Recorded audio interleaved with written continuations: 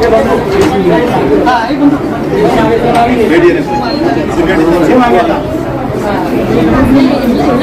सगळ्यांचा आम्ही निश्चय करतो आणि आम्ही रेल्वे खात्याचा पण निश्चित करतो की आमच्या एका पदाधिकाऱ्याने 3 महिने ही घटना घडेल असं पत्र रेल्वेला दिल्याच्या नंतर देखील रेल्वेने याच्याकडे लक्ष दिलं नाही.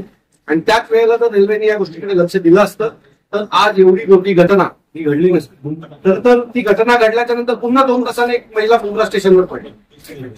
सो किती लोक आमची या रेल्वेमध्ये जीव द्यावी गमवावा त्याचा एक अंदाज तुम्ही आम्हाला देऊन ठेवा की एवढी माणसं मेल्याच्या नंतर तुम्ही सुधारणार आहात किंवा रेल्वे खातं सुधारणार आहे. एकदा तुम्ही आम्हाला अंदाज द्या की खोटा आहे. 1000 माणसं मेल्याच्या नंतर आता आम्ही तो कर आहे तो काढू किंवा पुढच्या सुविधा करू.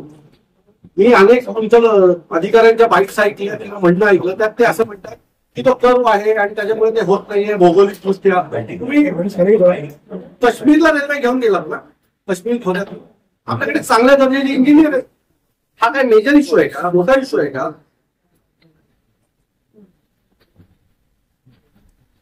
मला असं वाटतं की या सगळ्या गोष्टींकडे तुम्ही सिरियसलीपणे लक्ष देणार असाल तरच रेल्वेत काहीतरी होईल. आम्ही प्रवास का करायचो? 2002-2003ला या रेल्वे ठाणे रेल्वे स्टेशनची कॅपॅसिटी लोक 2-3-4 लाख लोक प्रवास करायचे. आज 10-12 लाख लोक प्रवास करतात. तर स्टेशन तेवढंच आहे, तुमचं प्लॅटफॉर्म तेवढंच आहे, तुमच्या रेल्वेची संख्या तेवढीच आहे. सो उरलेल्या लोकांनी प्रवास कसा करायचा? तिकीट आणि पास का देतात त्या लोकांना? आमची लोक जी घरातनं बाहेर पडतात ना ती परत संध्याकाळी रिटर्न तिकीट आम्ही परत येण्यासाठी काढतो. याच्या पुढे अशी परिस्थिती येईल की लोक सिंगल तिकीट काढतील कारण येताना परत येणार आहेत की नाही याची खात्रीच राहणार नाही आम्हाला जर रेल्वे प्रशासन बदललं गेलं नाही तर. आणि याच्याबद्दल आज मला तुमच्याकडे उत्तर हवंय दोघांकडे तुम्ही याच्या पुढे काय करणार आहात, आम्हाला कशा प्रकारे पुढे जायचं हे तुम्ही आम्हाला समजून सांगितलं पाहिजे. आज ठाणा स्टेशनला कुठल्याही स्टेशनला पेपरचे स्टॉल प्रत्येक ह्याच्यावर कशाला हवे तो? हे पेपरचे जे स्टॉल आहे प्रत्येक आता एक जो माणूस स्टेशनच्या आतमध्ये घुसतो तो घेईल ना पेपर तिथे. प्रत्येक आता डिजिटल युग आलेला आहे, लोक मोबाईलवर बातम्या वाचतात तरी प्रत्येक स्टेशनच्या मध्ये जिथे महत्वाचे 2 डबे येतात त्याच्यामध्येच बरोबर तुमचा तो पेपरचा स्टॉल असतो. तिथे चेंगराचेंगरी होते. याच्या बाबतीत ही गोष्ट जर आम्हाला कळते तर तुम्हाला का नाही कळत आहे? ते स्टॉल हवेत कशाला? आम्ही ज्या वेळेला प्लॅटफॉर्मवर येतो त्यावेळेला आम्ही पुढच्या 5व्या किंवा 10व्या मिनिटाला ट्रेन पकडणार असतो. तिथे वडापावची एवढी मोठी टपरी पाण्याची टपरी कशाला हवंय? तिथे बसायला सुविधा करा ना. ज्येष्ठ नागरिक येतात, काही आजारी असतात, त्यांच्यासाठी बसायला खुर्च्या लावा. हे स्टॉलची गरज आम्हाला नाही.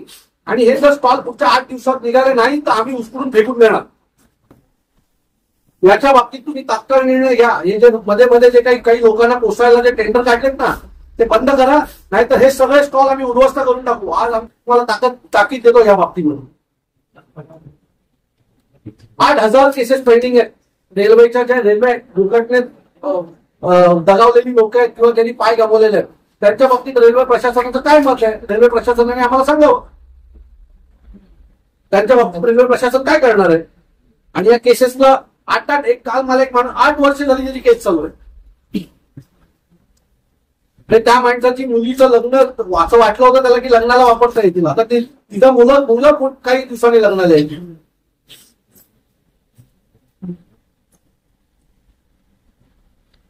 मी आमच्या ठाणा स्टेशनला चला मी तुम्हाला दाखवतो. ठाणा स्टेशनला 10 वॉशरूम आहेत, 10 मध्ये 8 बंद आहेत. आम्ही एवढी तिकीट देऊन तुम्ही आम्हाला सुविधा कधी देणार आहात? रोज माहितीच्या अधिकाराखाली जी आम्ही माहिती काढली आहे रोज 15 ते 20 लोक रेल्वे दुर्घटनेत विविध भागांमध्ये मरतात. त्याला जबाबदार कोण? आणि हे रोज घडतं. म्हणजे आज आम्ही तो तुम्हाला म्हटलं की यार काहीतरी करत काही उद्या होणार नाहीये. तुमचं प्लॅनिंग हे 5 वर्षानंतरच असलं पाहिजे. आम्हाला पण कळतं की उद्या जर आम्ही म्हटलं की प्लॅटफॉर्म वाढवा किंवा स्टेशन वाढवा तर त्यांनी काही पुढच्या महिन्यात हे सगळं होणार नाही. तुमची पावलंच तशी पडत नाहीये. तुमच्या मेल आल्या की तुम्ही आमच्या मुंबई सगळ्या लोकलला बाजूला फेकून देता आणि त्याच्यामुळे गर्दी वाढते. ते तुमची एखादी मेल क्रॉस होता एक तर 7:10ची बस ट्रेन असेल तर 7:15च्या ट्रेनची पण गर्दी, 7:10ची पण ट्रेनची प्लॅटफॉर्म भरला जातो. ह्या ज्या मी जे रेल्वेमधनं पायऱ्या चढून होत आहोत ते करतात त्याचं ऑडिट करा ठाणा स्टेशनचं. 2 मी धोकादायक झालेत. जे एलपी स्टँडला झालं ते एक दिवस ठाण्यात होईल. पण अशी कुठली घटना घडल्याच्या नंतरच तुम्ही समोर येतात, तोपर्यंत तुम्ही समोर पण येत नाही. अजून किती लोक मारावी अशी तुमची अपेक्षा एकदा रेल्वेने आम्हाला कळवावं. आता काल तुम्ही सांगितलं दरवाजे लावणार, बरोबर आहे. कसे दरवाजे लावणार? पण दरवाजे लावलात तर मग व्हेंटिलेशनचं काय असेल? मग तुम्ही एसी लावणार असाल त्याच्यात, त्या एसीचे आम्हाला वेगळे पैसे द्यायचे आहेत का? आणि ते मुंबईकरांना परवडणार आहेत का? आणि जो इथून बदलापूरवरनं निघतो आणि सीएसटीला जातो त्याला पगार 15 ते 18 हजार आहे. त्याच्या बाबतीत तुम्ही काय करणार आहात? आणि ते दरवाजे लागणार आहेत का? कंट्रोल होणार आहे का तुमच्याकडनं? की फक्त एखादी घटना घडल्यावर आम्हाला काहीतरी समाधान द्यावं पण तुम्ही काहीतरी आम्हाला सांगणार आहात? कसे दरवाजे लागतील एकदा तुम्ही एक्सप्लेन करा आम्हाला. आणि ते दरवाजे लावायचा खर्च माहिती आहे का तुम्हाला किती आहे? आणि ते शक्य आहे का तुम्हाला?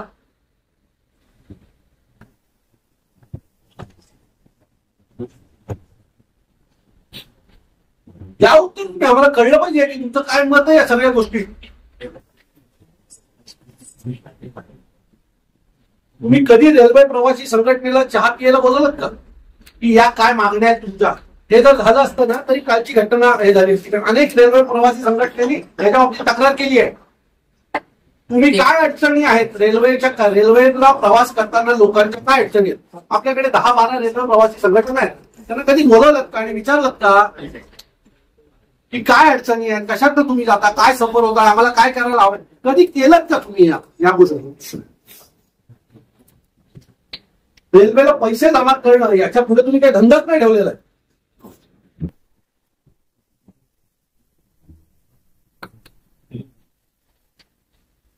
बोला, काहीतरी बोला. आम्ही तुम्हाला ऐकायला आलोय. हा मोर्चा काढलाय ना तर तुमच्याकडे काहीतरी ऐकायला मिळेल आणि महाराष्ट्रात आमच्या मुंबईच्या रेल्वेने प्रवास करणाऱ्या लोकांचं काहीतरी भलं होईल हे ऐकायला आलं की पुढे काय करणार आहात?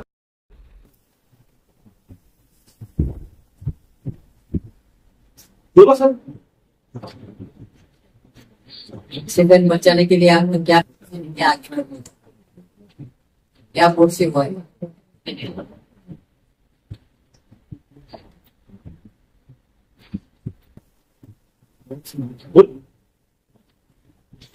आगे क्या?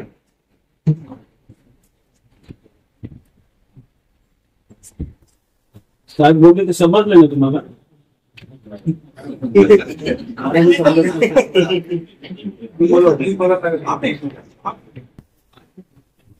हिंदीत बोललो मी, तुम्हाला मराठीत कळलं मी काय बोललो ते.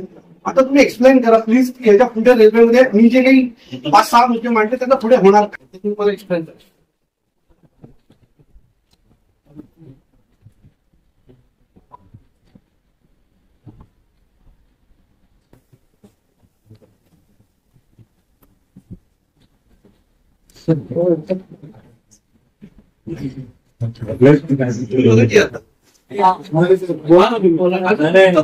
त्यांचं ठरवेल नाही काय उत्तर द्यायचे. अरे सर मीडिया आहे तुमच्यासमोर, अख्खी मीडिया आहे तुमच्यासमोर. तुम्ही बोलणार नाही तर कसं होईल? तुम्ही दोघं बोललं पाहिजे. तुम्ही विषय जे दिलेत ना त्याच्यावरती त्यांचं आपल्या रणनीती काय भूमिका आहे ते सांगा. पुढचं प्रॉब्लेम तुम्ही एक्सप्लेन केलं सगळं, यांना फक्त उत्तर द्यायची की काय करणार आहेत पुढे. तुम्ही ते स्टेशनवर प्लॅटफॉर्मवर जे पेपरचे आणि जेवणाचे स्टॉल आहेत त्याच्या बाबतीत काय भूमिका आहे तुमची? बऱ्यापैकी चेंगराचेंगरी त्याने होते, गर्दी त्याच्यामुळे होते, त्याच्या बाबतीत तुमची काय भूमिका आहे?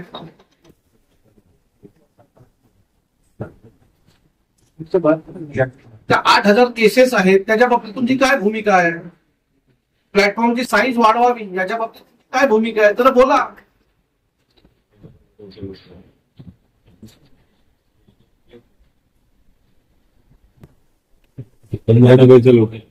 ते सगळं 15 डब्याच्या एसी लोकांच्या बाबतीत तुमची काय? एसीचं तिकीट कमी झालं पाहिजे याच्या बाबतीत तुमची काय भूमिका आहे? बोला.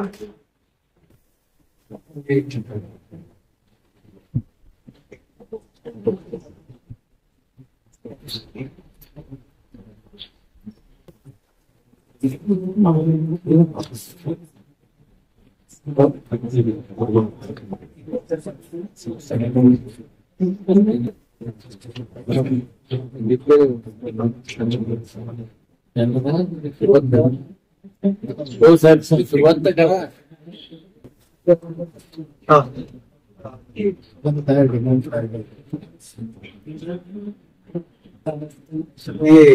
किती पाटील CTRO से सर ने जितनी चीजें बताई हमने हर एक चीज को कर लिया है. वो भी है, प्रतिवेदन भी मतलब पूरे मीडिया के साथ में अपन 1-to-1 रेलवे टेक्निकल डिस्कशन जैसा हमने कुछ भी नहीं किया है. सर इसमें टेक्निकल डिस्कशन हमने टेक्निकल कोई चीज पूछी नहीं. बिल्कुल समझ मैंने बहुत आसान सी चीजें पूछी है. कुल में रेलवे प्लेटफॉर्म के बीच में अगर जो स्टॉल्स है इसकी जरूरत नहीं है. पेपर स्टॉल आज मोबाइल आया है. लोग आप भी मोबाइल पेपर न्यूज मोबाइल पे देखता हूँ, मैं भी देखता हूँ बराबर. तो वो अगर चीजें कम हो जाए तो प्लेटफॉर्म के ऊपर की जो लोग आने की खड़े रहने के लिए जगह बढ़ेगी. यहाँ तर काय टेक्निकल वेगळं सायन्स नाही शोधायचं तुम्हाला.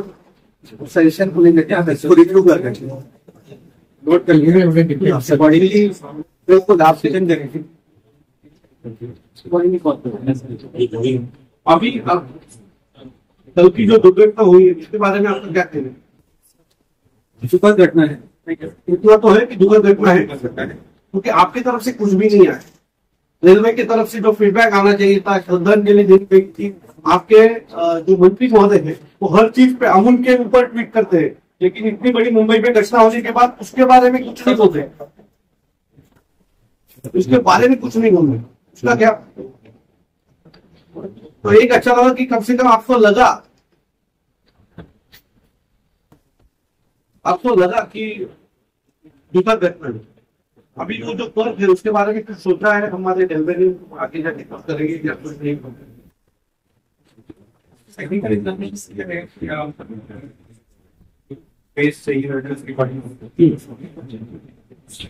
कब तक हो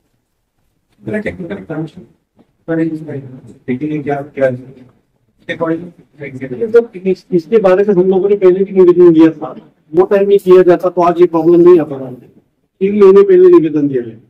हमने भी किया, रेलवे प्रवासी संगठन ने भी दिया. अगर वही टाइम वो चीज हुई है तब की जाती थी तो आज ये वक्त नहीं आता भाई.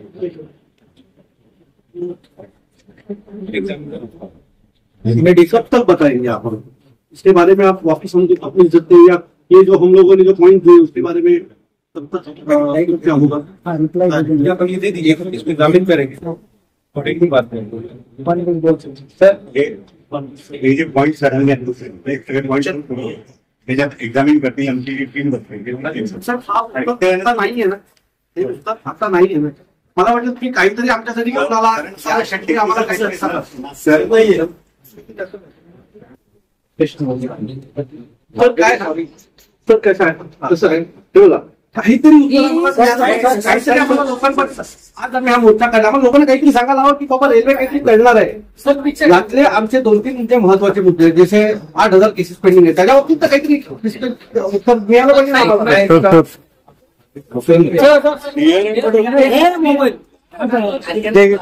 आज रेल्वेने 2 मुके पाठवले होते समोर. त्यांच्या समोर एवढी मोठी घटना घडल्याच्या नंतर ते आले आणि का आले हाच मला प्रश्न आहे. कारण त्यांना काही बोलताच येत नव्हतं.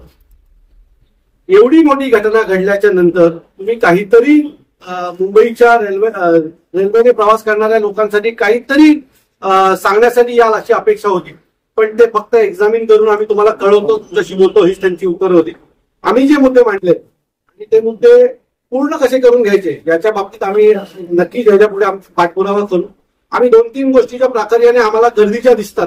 ज्या प्लॅटफॉर्मवर तुम्ही उतरल्याच्या नंतर तिथे पेपरचे स्टॉल्स आणि खाण्याचे जे स्टॉल्स आहेत ते विनाकारण आहेत, त्याची काही गरज नाही. कारण जो माणूस ठाणा स्टेशनला येतो तो 5-7 मिनिटात ट्रेन पकडून निघून जातो. पण त्या जे काही स्टॉल्स लागले त्याच्यामुळे तिथे प्रचंड गर्दी होते. त्यामुळे ते स्टॉल्स तात्काळ हटवावेत याच्यासाठी आम्ही प्रयत्न करू. पुढच्या 8 दिवसानंतर ते स्टॉल तुम्हाला रेल्वे स्टेशनवर दिसणार नाही एवढं खात्रीने सांगतो. नाही, परंतु ते टेक्निकल चर्चा आहे त्यामुळे बंद दारात करू अशा पद्धतीने. म्हणजे असं काय टेक्निकल आहे गुप्त? आता ते ऐकायला जाईल पुढे काय गुप्त आहे. कारण मला रेल्वे प्रशासनाचा जो काही भोंगळ कारभार आहे तो यात पुन्हा एकदा दिसला. सतत लोक मरतायत, सतत ऍक्सिडेंट होत आहेत, त्याच्यावरही ते काही बोलत नाहीयेत. आज आम्ही जे काही मुद्दे मांडले त्याच्यावरही ते काही बोलत नाहीयेत. त्यांना बंद दारात माझ्याशी चर्चा करायची आहे. सर या सगळ्या गोष्टी पाहता त्यांचा गांभीर्य नाहीये. ना रेल्वे मंत्र्यांना गांभीर्य आहे या सगळ्याचा, तर रेल्वेच्या कुठल्या अधिकाऱ्याला या संदर्भातलं गांभीर्य आहे. तुम्ही म्हणाला 2 मुखे पाठवले होते मुख्यमंत्र्यांनी, तर त्यांना बोलतं करायचं काय औषध आहे तुमच्याकडे काय?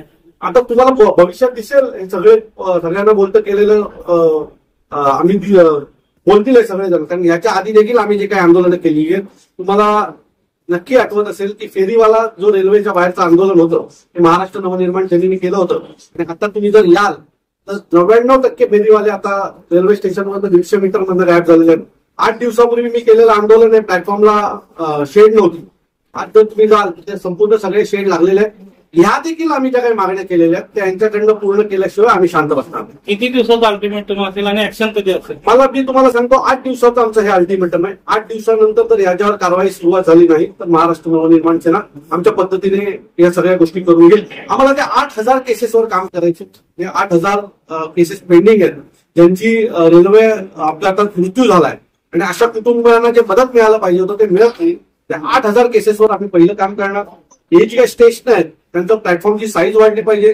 प्रत्येक रेल्वेमध्ये एखाद दुसरा एसीचा डबा आला पाहिजे. या सगळ्या गोष्टींसाठी महाराष्ट्र नवनिर्माण सेना पाठपुरावा.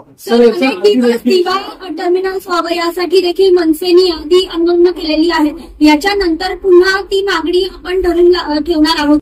नक्कीच आम्ही या सगळ्या गोष्टी धरून ठेवणार. पण आता ती सगळ्यात पहिली जी गोष्ट आहे ती लोकांच्या सेफ्टीची आहे आणि आता आम्ही सेफ्टीवर काम करतो.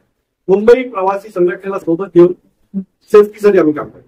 तर याच्या आधी देखील पहिले दरवाजाची नॉन एसी लोकल चालवण्याचा प्रयत्न केला गेला पण गोलीबाराचा प्रश्न फसलेला होता.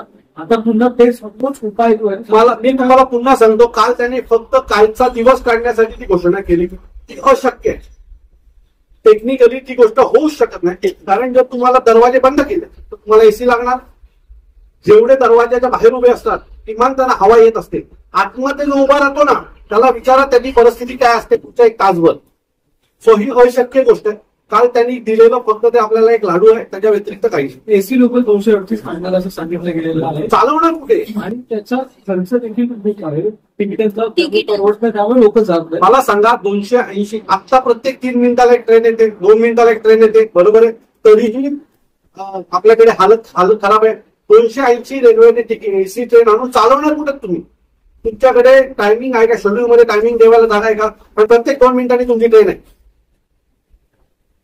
हे खोटी आश्वासन आहेत आणि ही पूर्ण होऊ शकणार नाही. आणि जर तुम्ही एसी आणणार असाल तर तुम्हाला नॉर्मल रेट ठेवावा लागेल. कारण बदलापूरवरून जो प्रवासी विटीला जातो, सीएसटीला जातो, तो त्याला 17-18 हजार रुपये पगार आहे. मी एसी ट्रेन आणून करणार का या सगळ्यामध्ये? माझं असं मत आहे की याला उत्तम सुविधा विविध मार्गाने देता येते. त्या द्या, भार कमी करा, स्टेशनची संख्या वाढवा. 2 मोठे लांब लचक दूर असलेल्या स्टेशनच्या मध्ये एक नवीन स्टेशन येऊ द्या. 15 डब्याच्या ट्रेन आल्याने अनेक लोकांच्या अडचणी दूर होती. जो प्लॅटफॉर्मवर होणारी गर्दी आहे ती कमी होती. कारण अडचण अशी होती एखादीचा मेल गेली तर हे लोक सगळे लोकल बाजूला सारून टाकतात आणि त्या दरम्यान एका ट्रेनला येणारी लोक, दुसऱ्या ट्रेनला येणारी लोक, तिसऱ्या ट्रेनला येणारी लोक यांची संख्या सतत वाढत जाते. मग मेलसाठी एक वेगळी लाईन आहे का? तुझा वापर तुम्ही करणार आहात का? पण मेलसाठी वेगळी लाईन असताना तुम्ही त्यांना इकडनं का पाठवता? लोकलच्या लाईन सोडणं का पाठवता? 1, 2 नंबर, 3 नंबर, 4 नंबर, 5 नंबर का पाठवताय? 6, 7, 8 नंबर तुम्ही नवीन आणलाय ना, त्याच लाईनला त्यांना ठेवा ना. सो या गोष्टी होत नसल्यामुळे हा भार वाढतो. आपल्याकडे त्याचं जे प्लॅनिंग हवंय ते नाहीये. आता तुम्ही जर पाहाल तर मुंबईचा जो कर्व आहे तो आम्ही अनेक दिवसापासून आमची लोक सांगतात त्याच्यावर काम झालं नाही. पण तुम्ही दुसरीकडे काश्मीरला ते काम करून दाखवलं ना. सो काश्मीर सारखी जर गोष्ट तुम्ही करू शकता तर ही तर फार सोपी गोष्ट होती. करायला जाणत हवी आणि इच्छाशक्ती हवी. ती इच्छाशक्ती मुंबईच्या अधिकाऱ्यांमध्ये नाही. म्हणून मुंबईला मुंबईचा रेल्वे बोर्ड हवाय. ते झालं तर बऱ्याचशा प्रॉब्लेमच्या सोल्युशन तिथल्या इथे आपल्याला शोधता येईल. 1,20,000 कोटी खर्च करून बुलेट ट्रेन बांधताय. त्याऐवजी मुंबईकर सगळ्यात जास्त निधी, सगळ्यात जास्त पैसे हा रेल्वेला पुरवत असतो. काय वाटतं त्यातले थोडे तरी पैसे खर्च झाले असतील ते गोष्टी? तुम्हाला सांगतो हा फक्त भारतीय जनता पक्षाचा अट्टास आहे.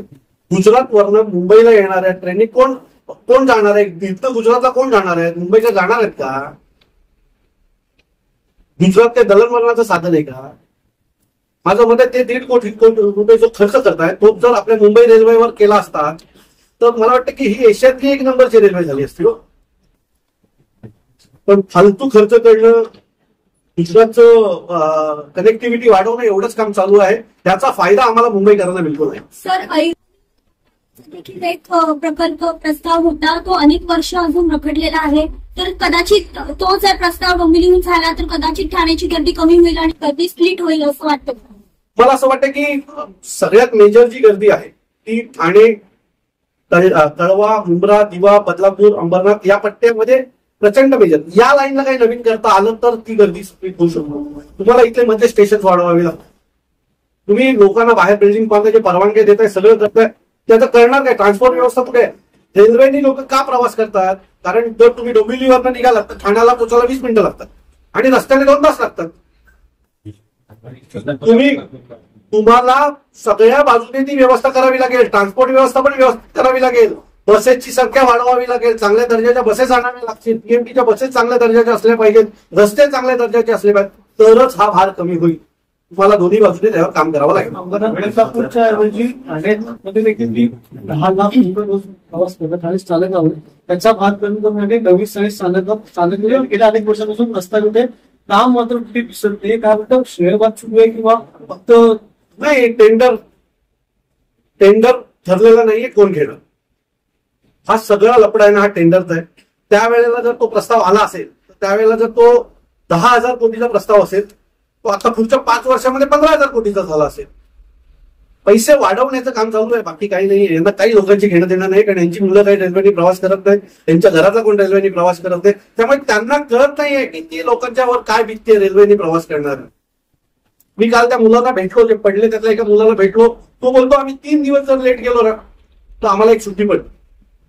आणि आम्ही एका ट्रेन असं पकडूया की या ट्रेनला गर्दी आहे, कोणती रेल्वे सोडली तरी पुढच्या येणाऱ्या ट्रेनला गर्दी नाही, हे कोण कसं ठरणार? ती त्याच्यापेक्षा जास्त वरून आलेली असते. त्यामुळे आम्हाला कुठल्याही मार्गाने प्रवास करावाच लागतो. एखादी घटना अशी घडते की मग एखाद्याचं नशीब खराब असतं, तो पडतो ट्रेन. ते त्यांचं सगळं गेम आता नशिबावर आहे. म्हणून मी मगाशी म्हटलं की आता जाताना फक्त सिंगल तिकीट काढून जायची का, कारण येताना परत येऊ त्याची खात्री नाहीये लोकांना. त्यामुळे रेल्वेने आता सिंगल तिकीट द्यायला सुरू केली पाहिजे. सिग्नल बंद झाला. मला वाटतं की टेक्नॉलॉजी एवढ्या मोठ्या प्रमाणात सुधारली आहे, त्याच्यानंतरही जर आपली मुंबई रेल्वे सुधारत नसेल तर करायचं काय? हे अशा अधिकारी पाठवतात, ते दोन्ही वरिष्ठ अधिकारी होते आणि एक शब्द बोलायला तयार नाही. अपेक्षा कोणाकडनं करायच्या? बोलायचं कोणाशी? सो यासाठी जन आंदोलन उभं राहिलं पाहिजे. रेल्वेने प्रवास करणाऱ्या लोकांनी जोपर्यंत जन आंदोलन उभं करत नाही ना, ठरवलं पाहिजे जाणारच नाही रेल्वेने. बघू कशी रेल्वे चालते. लोकांचं जन आंदोलन उभं राहिलं पाहिजे. या रेल्वेला जर सुधारायचं असेल ना तर लोकांचं जन आंदोलन उभं राहिलं पाहिजे आणि त्यातूनच रेल्वे या आंदोलनात मनसे पुढाकार घेईल का नाही घेणार? मनसे पुढाकार घेणार आणि मुंबई रेल्वेला चांगले दिवस आठवतात.